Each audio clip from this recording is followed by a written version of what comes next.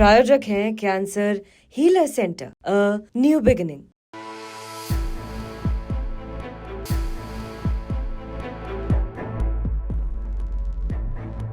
राम बंधु जी, यदि भारतीय जनता पार्टी, मैं भी बिहार में घूमा, मैंने देखा भी कि जिस तरीके से अपर कास्ट में देखें, और बीजेपी का एक ये भी है कि अभी तक उसका सीएम अपना नहीं बना है, तो उसके कार्यकर्ताओं में जो एक अभी सीएम देखने की जो एक इच्छा है और जो उसके समर्थक हैं वो लोग भी काफ़ी मजबूत दिखते हैं कि नहीं, वो नीतीश कुमार की बुराई कर देते हैं कई बार, लेकिन वो भारतीय जनता पार्टी को पसंद करते हैं। लेकिन ये बात सच है कि बीजेपी के पास स्टेट लेवल पर कोई चेहरा बड़ा दिखता नहीं है। चाहे जब सम्राट चौधरी की बात करते हैं तो उनकी भी मान्यता कम दिखती है, चाहे अब उसके बाद विजय सिन्हा की बात कर लें, सुशील मोदी रहे नहीं, अब ऐसा कोई चेहरा नहीं दिखता है। क्या भारतीय जनता पार्टी इस चुनाव में भी इतनी हिम्मत दिखाने की स्थिति में नहीं है? जैसे 2015 में हिम्मत दिखाई लेकिन वो नहीं बना पाई सरकार। क्या आखिर कब बीजेपी ये हिम्मत दिखा पाएगी?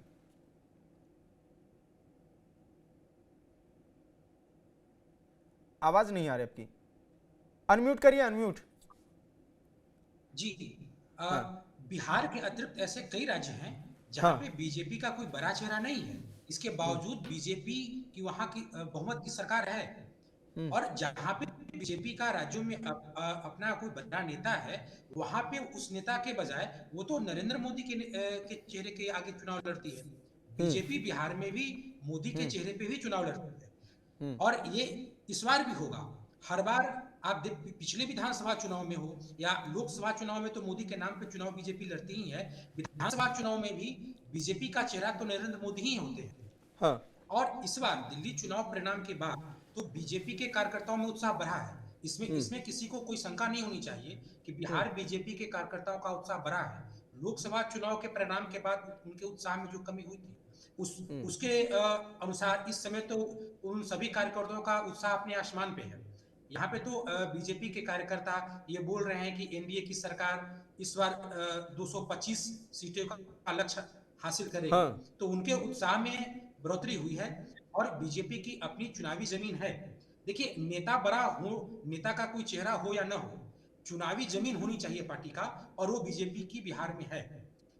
और लेकिन जहां तक बात नीतीश कुमार की है, ये बात सच है कि लालू यादव बिहार में जो अगरी बनाम पिछड़ी की राजनीति करते थे, तो शुरुआती दिनों में नीतीश कुमार अब लालू यादव के अगरी और पिछड़ी की राजनीति का काट थे।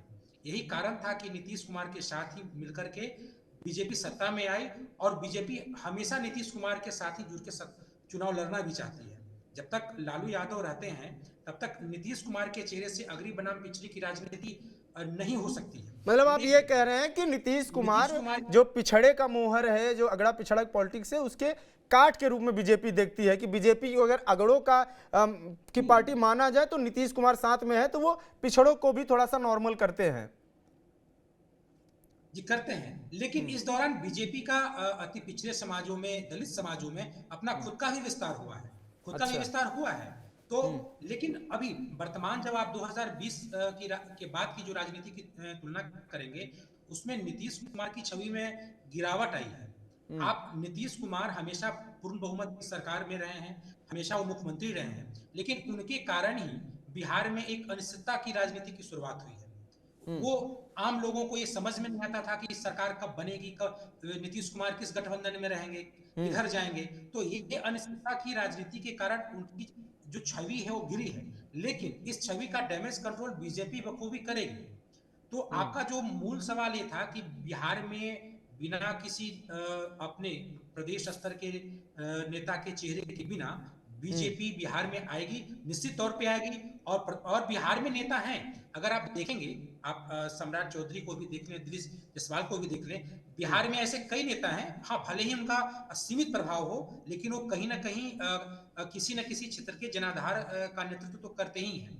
लेकिन इसके बावजूद भी बिहार में बीजेपी का प्रदर्शन दिल्ली की तरह नहीं होगा। दिल्ली का तो एक सीधी सपाट लड़ाई थी कांग्रेस के साथ। हाँ।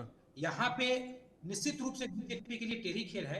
आप ये देख लीजिए कि दिल्ली के चुनाव में आप कल्पना कीजिए कि वहां से चिराग पासवान की भी पार्टी चुनाव लड़ी थी, और जदयू, बुरारी से जदयू लड़ी थी, देवली से लोजपा आर लड़ी थी। अगर वो दोनों चुनाव जीत जाते तो एनडीए के अंदर जो एनडीए के अंदर जो टिकट बंटवारे का जो घमासान था वो हाँ। और उभर के सामने आ जाता।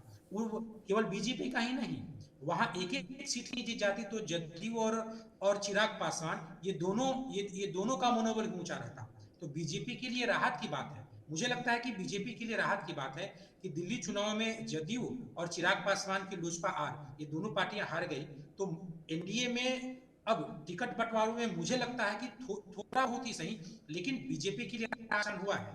लेकिन मुझे लगता है कि बीजेपी इस बड़ी जीत के बावजूद भी जो मांझी हैं, चिराग हैं, सबको साथ में लेके चलेंगे, क्योंकि उनको एक बड़ा लक्ष्य हासिल करना है। तो संजय सबको झा जी, साथ में लेके चलेंगे बिल्कुल बिल्कुल बिल्कुल। और इन्हीं पार्टियों के जरिए वो टिकट बंटवारे में जदयू पे लगाम भी लगा सकती है।